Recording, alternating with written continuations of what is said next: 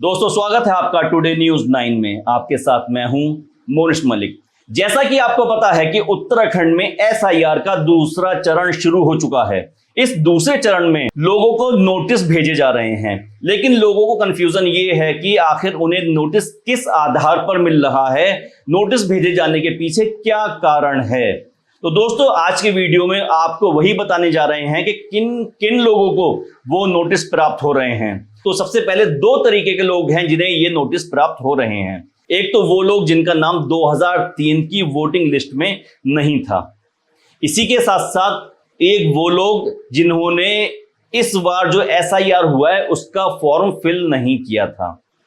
इन लोगों को नोटिस मिल रहे हैं। इसके साथ साथ जिन लोगों ने फॉर्म फिल किया था उन लोगों को भी नोटिस मिल रहे हैं। अगर आपके फॉर्म में जो फॉर्म आपने फिल करके अपने बीएलओ को दिया था, उस फॉर्म में अगर इन 7 गलतियों में से जो हम आपको बताने जा रहे हैं, इन 7 गलतियों में से कोई एक विसंगति पाई जाती है तो आपको भी नोटिस मिला होगा या फिर मिलने वाला होगा।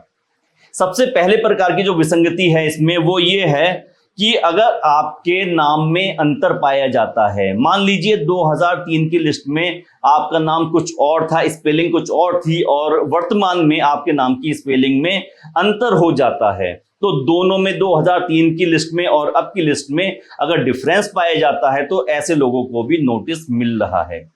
दूसरे प्रकार की जो विसंगति है वो ये है कि अगर माता पिता या फिर जिस संबंधी के आधार पर आपने अपना फॉर्म फिल किया है उसके रिकॉर्ड में कोई विसंगति पाई जाती है, मान लीजिए माता पिता के नाम की स्पेलिंग है या फिर सरनेम चेंज हो गया है, वर्तमान में कुछ और सरनेम है, तो ऐसे लोगों को भी नोटिस भेजे जा रहे हैं। इसके साथ साथ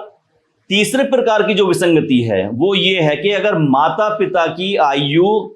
और मतदाता की आयु में 15 साल से कम का अंतर है तो ऐसे लोगों को भी नोटिस भेजे जा रहे हैं। मान लीजिए कि आपके पिता की आयु है 50 वर्ष और आपकी आयु है 40 वर्ष, तो ये प्रैक्टिकली पॉसिबल नहीं है, तो ऐसे लोगों को भी ये साबित करने के लिए नोटिस भेजा जा रहा है कि आप अपनी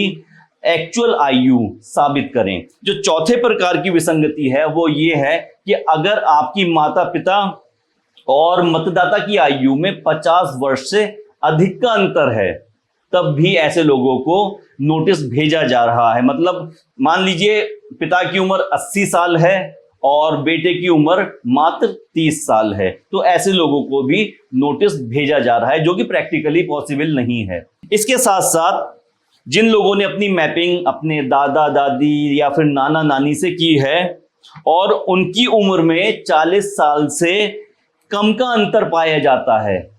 अगर आपने अपनी मैपिंग दादा दादी या फिर नाना नानी से की है, वो संबंधी हैं आपके, और 40 साल से कम का अंतर आपकी एज में पाया जाता है, तो ऐसे लोगों को भी नोटिस भेजा जा रहा है। वही छठे प्रकार की जो विसंगति है वो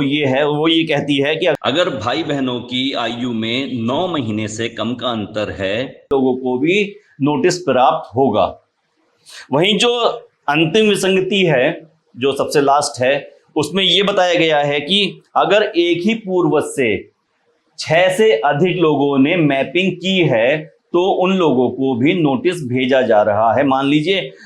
एक पिता के 6 पुत्र हैं और 6 के 6 लोगों ने एक ही संबंधी से मैपिंग की है, तो सब लोगों को नोटिस प्राप्त हो रहे हैं। तो ये 7 प्रकार की विसंगति थी जो इलेक्शन कमीशन ने बताई है, और इसके साथ साथ जिन लोगों ने फॉर्म फिल नहीं किया था और 2003 की लिस्ट में उनका नाम नहीं था, उन लोगों को नोटिस प्राप्त हो रहे हैं। अगले वीडियो में बताएंगे कि जिन लोगों को नोटिस प्राप्त हुए हैं उन्हें कौन कौन से दस्तावेज दिखाने होंगे, अपने दस्तावेज लेकर किस किस अधिकारी के पास जाना होगा और किस किस तरीके से आप ये विसंगति दूर कर सकते हैं। हमसे जुड़े रहें और देखते रहें टुडे न्यूज 9।